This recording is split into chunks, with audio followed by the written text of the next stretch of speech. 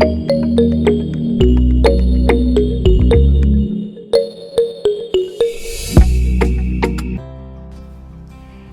നമ്മളിവിടെ കാണിക്കാൻ പോകുന്നത് നല്ല എളുപ്പത്തിൽ ഉണ്ടാക്കാൻ പറ്റിയ ഒരു മട്ടൻ ദം ബിരിയാണിയാണ്. എളുപ്പത്തിൽ മാത്രമല്ല, വളരെ പെട്ടെന്ന് ഉണ്ടാക്കാൻ പറ്റിയൊരു ബിരിയാണിയാണിത്. അപ്പോൾ വേഗം നോക്കാം. അപ്പോൾ ഇതിനു വേണ്ടി ഏറ്റവും ആദ്യം നമുക്ക് അരി ഒന്ന് കുതിരാൻ വേണ്ടി വെക്കണം. 4 കപ്പ് കൈമാരിയാണ് എടുത്തിരിക്കുന്നത്. നന്നായി കഴുകി വെള്ളം ക്ലിയറായി വരണ വരെ, എന്നിട്ട് വെള്ളത്തിൽ 1/2 മണിക്കൂർ സോക്കിയതിന് ശേഷം ഊറ്റി മാറ്റി വെക്കാം.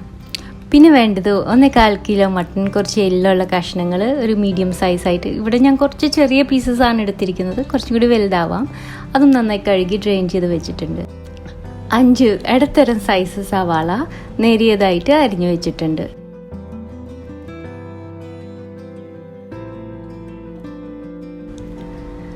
പിന്നെ ഒരു വലിയ തക്കാളി, അതും ഫൈനായിട്ട് സ്ലൈസ് ചെയ്ത് വെച്ചിട്ടുണ്ട്. ഇനി ആവശ്യമുള്ളത് 8 വലിയ അല്ലി വെളുത്തുള്ളി, ഒരു കഷ്ണം ഇഞ്ചി, 8-10 ചെറിയ നല്ല എരിവുള്ള പച്ചമുളക്. ഇതെല്ലാം കൂടി ചേർത്ത് കുറച്ച് വെള്ളം ഒഴിച്ച് മിക്സിയിലിട്ട് ഒരു പേസ്റ്റാക്കി വെച്ചിട്ടുണ്ട്. ഇഞ്ചി, വെളുത്തുള്ളി, പച്ചമുളക്. ഇനി ഇവിടെ ഒരു ചീനച്ചട്ടിയിൽ കുറച്ച് സൺഫ്ലവർ ഓയിൽ ഒഴിച്ച് ചൂടാക്കുന്നുണ്ട്. ഇതിൽ നമ്മൾ സവാള ഇട്ട് ഫ്രൈ ചെയ്യാൻ പോവുകയാണ്. അപ്പോൾ നമ്മൾ എടുത്തിരിക്കുന്ന സവാളയുടെ പകുതി ഇട്ട് നമ്മളിതൊന്ന് ഫ്രൈ ചെയ്തെടുക്കാൻ പോവുകയാണ് സൺഫ്ലവർ ഓയിലിൽ.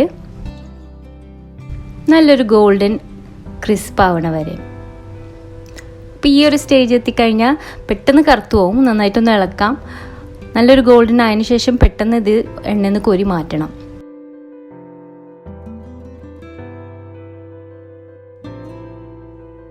അതും മാറ്റി വെച്ചിട്ടുണ്ട്. അതേ എണ്ണയിൽ തന്നെ കുറച്ച് കാഷ്യൂ നട്ട്സ്, ഒരു 2 വലിയ കൈപ്പിടി, അതും ഫ്രൈ ചെയ്ത് മാറ്റി വെച്ചിട്ടുണ്ട്. അപ്പോൾ ഈ പൊരിക്കാൻ വേണ്ടി ഉപയോഗിച്ച എണ്ണ തന്നെ നമുക്ക് സ്ട്രെയിൻ ചെയ്ത് പ്രഷർ കുക്കറിലേക്ക് ഇടാം. എന്നിട്ട് ഇതിലേക്ക് ബാക്കി അരിഞ്ഞു വെച്ചിരിക്കുന്ന സവാള ഇട്ടിട്ട് ഒന്ന് വഴറ്റി കൊടുക്കാം.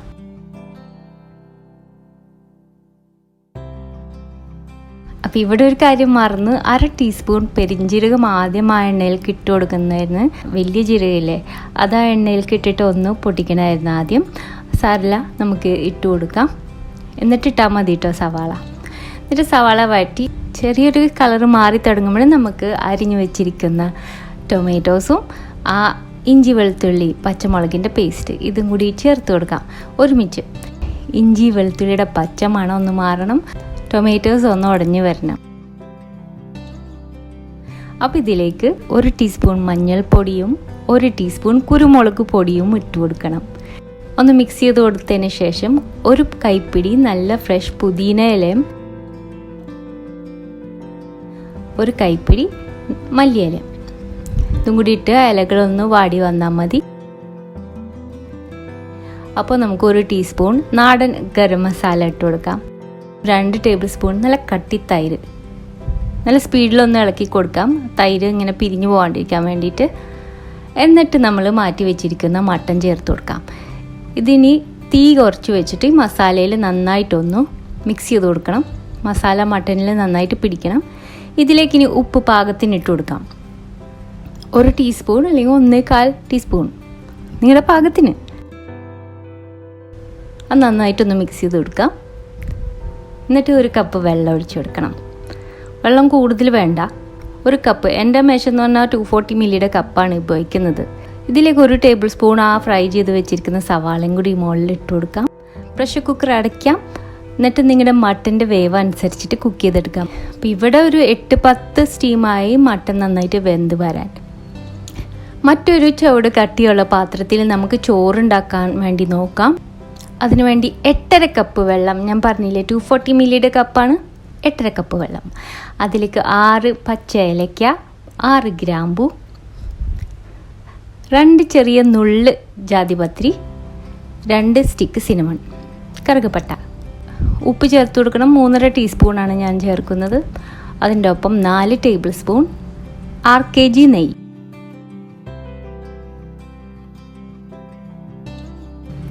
1 ടേബിൾ സ്പൂൺ നാരങ്ങനീരും കൂടി ചേർക്കുന്നുണ്ട്. അത് നമ്മുടെ ചോറിന് നല്ല കളർ ഉണ്ടാവാൻ വേണ്ടിയിട്ടാണ്. എന്നിട്ട് വെള്ളം തിളച്ച് വരുമ്പോൾ തന്നെ ഊറ്റി മാറ്റി വെച്ചിരിക്കുന്ന കൈമാരി ഇട്ട് കൊടുക്കാം. വെള്ളം ഒന്നും കൂടി തിളച്ച് കഴിഞ്ഞാൽ ഉടനെ തന്നെ മൂടി വെച്ചിട്ട് തീ ഏറ്റവും ലോയിലാക്കിയിട്ട് 10 മിനിറ്റ് കുക്ക് ചെയ്തെടുക്കാം. അപ്പോൾ ചോറ് പാകത്തിന് വെന്തിട്ടുണ്ടാവും. വെള്ളമൊക്കെ പോയിട്ടുണ്ടാവും. മുകളിലിരിക്കുന്ന സ്പൈസസ് വേണമെങ്കിൽ എടുത്ത് മാറ്റാം. എന്നിട്ട് ഇത് അടിയിൽ നിന്ന് ഒരുപാട് കുഴയ്ക്കാതെ ഒന്ന് മറിച്ചിടണം. എന്നാലേ അടിയിൽ തങ്ങിയിരിക്കുന്ന ആവിയൊന്ന് പോവുള്ളൂ. അല്ലെങ്കിൽ അടിയിലിങ്ങനെ അട പോലെ ഒട്ടിപ്പിടിക്കും നമ്മുടെ ചോറ്. ഇത് പതുക്കനെ ചെയ്യണം, പക്ഷെ തുറന്ന ഉടനെ ചെയ്യണം. വേണമെങ്കിൽ ഫാനിൻ്റെ അടിയിലും കുറച്ച് നേരം വെക്കാം. മട്ടൻ മസാല തുറന്ന് നോക്കി പാകത്തിന് വെന്തിട്ടുണ്ടോ എന്ന് നോക്കണം. കൂടുതൽ വെള്ളം ഉണ്ടെങ്കിൽ അതൊന്ന് വറ്റിച്ചെടുക്കണം. ഒരുപാട് വറ്റിക്കണ്ട, എന്നാലും കുറച്ചൊന്ന് കുറുകി വരണം. ഇനി നമുക്ക് ദമ്മിടാൻ പറ്റിയൊരു പാത്രത്തിലേക്ക് മാറ്റാം മസാല. അടിയിൽ ഞാൻ കുറച്ച് എണ്ണ തേച്ചിട്ടുണ്ട്. മസാലയുടെ മുകളിൽ നമുക്ക് ലെയറായിട്ട് ചോറിട്ടെടുക്കാം.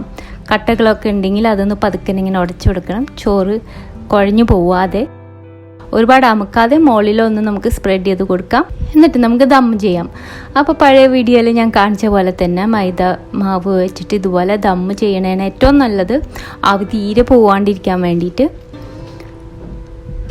മൂടിയിട്ട് ചുറ്റും ഇതുപോലെ അമുക്കി കൊടുത്തിട്ട് നമുക്ക് കമത്തി കൊടുത്താൽ മതി. അപ്പോൾ ആവി തീരെ പോവില്ല. പിന്നെ ആവി പോകാനുള്ള വെൻറ്റ് ഉണ്ടെങ്കിൽ അതും കൂടി ഒന്ന് മൂടി വെക്കാൻ മറക്കരുത്. നല്ല ടൈറ്റായിട്ട് അടച്ചു വെക്കണം. അപ്പോൾ ദമ്മ ഒരുപാട് നേരമൊന്നും ചെയ്യേണ്ട ആവശ്യമില്ല. പഴയ ഒരു തവ എടുത്തിട്ടുണ്ട്. ഇത്തിരി അത്യാവശ്യം കട്ടിയുള്ളതായിരിക്കണം.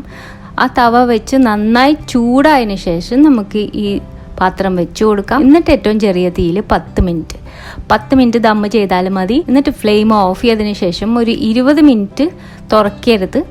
അതിനുശേഷം നമുക്ക് ദം പൊട്ടിക്കാം. അപ്പം നല്ല മണം കറക്റ്റായിട്ട് ഉണ്ടാവും. നല്ല ചോറിന് മട്ടൻ മസാലയുടെ ഒക്കെ മണം കറക്റ്റായിട്ട് പിടിച്ചിട്ടുണ്ടാവും. ഇനി എന്താ ചെയ്യേണ്ടതെന്ന് വെച്ചാൽ മുകളിൽ നിന്ന് കുറച്ച് മസാലയും ചോറും കൂടി ഒന്ന് മിക്സ് ചെയ്ത് കൊടുക്കാം. എന്നിട്ട് കൂടുതലുള്ള ചോറ് വേറൊരു പ്ലേറ്റിലേക്ക് മാറ്റാം. എന്നിട്ട് മസാലയും ചോറും കൂടി ബാക്കിയുള്ളത് നന്നായിട്ടൊന്ന് മിക്സ് ചെയ്ത് കൊടുക്കാം. എന്നിട്ട് ആ ഒരുപാട് കുഴയ്ക്കാത്ത ചോറും ഈ മസാല ചേർത്ത ചോറും ഒരുമിച്ച് ലെയറായിട്ട് വിളമ്പി കൊടുക്കാം. വളരെ സിമ്പിളായിട്ട് ഒരു മട്ടൻ ദം ബിരിയാണി റെഡി ആയിട്ടുണ്ട്. കച്ചമ്പറും അച്ചാറും പപ്പടവും കൂടി ഉണ്ടെങ്കിൽ സംഗതി ഉഷാറായിട്ടുണ്ട്. എൻ്റെ ഫോട്ടോയിൽ അതൊന്നും ഇല്ല. അടുത്ത പ്രാവശ്യം നല്ലൊരു റെസിപ്പി ആയിട്ട് വരാം കേട്ടോ. Thank you.